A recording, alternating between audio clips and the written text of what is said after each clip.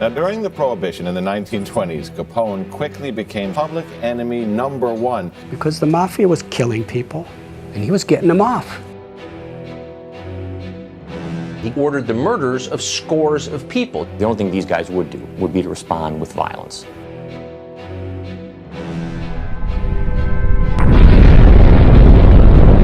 His name was Easy Eddie. He was such a good lawyer that no matter what charges they had on Al Capone or his people, they couldn't put any of them in jail. He was so valuable that the mafia gave him enormous amounts of money, the best of cars, the best of everything.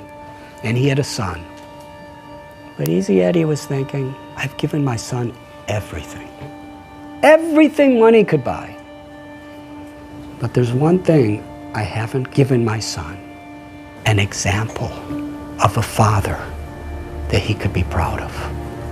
And Easy Eddie came to the conclusion, the only way I could give my son a father with a legacy of a good name is I have to help the government put the mafia in prison. He testified. And many of the biggest people in the mafia were put in prison. He knew full well that he would be killed for doing this. And one day he was riding in his car and another car came by and several people with machine guns filled his body with bullets and he laid on the street dead. He paid a very high price to give his son a father who he could be proud of.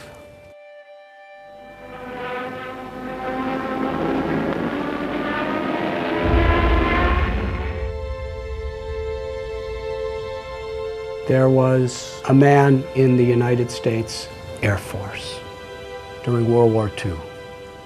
He took off from his ship to go fight against the Japanese. He saw about 9 Japanese bombers coming toward the USS Lexington to sink the boat, and there were thousands of people on the boat. He was alone, and he decided, I have to stop them. So he single-handedly charged at these 9 airplanes and was shooting and shooting and shooting, and he actually had 2 of them fall into the ocean. And then he ran out of bullets, and they were shooting at him and attacking him. And he was so fearless that he was flying at these different planes that were shooting at him, and he was knocking off their wings. And finally, after 5 of the 9 sank, the other 4 thought, this man is completely crazy, let's get out of here. And they all flew away. He was the first person in the US Air Force in World War II to get the US Congressional Medal of Honor, the highest award there is. His name was Butch O'Hare. And the airport in Chicago, O'Hare Airport, is named after him. He's considered one of the greatest heroes of American history because he was willing to sacrifice his own life for the higher cause of others.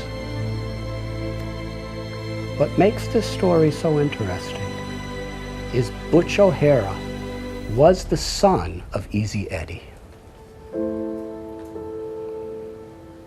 What are we giving our children? I've seen people work so hard for money, give it to their children, and then their children fight as enemies to see who gets it. Is that the legacy? Is that fulfilling life? Is that what we want to leave to the world? Our values, our character, the grace and the compassion, the love that flows through us is the greatest contribution we could make to our own life, to our families, and to the world. And when we have those values, and we work and we build that foundation, then we could have a wonderful, fulfilling, meaningful life beyond birth, beyond death. And we could leave that as a legacy for the world.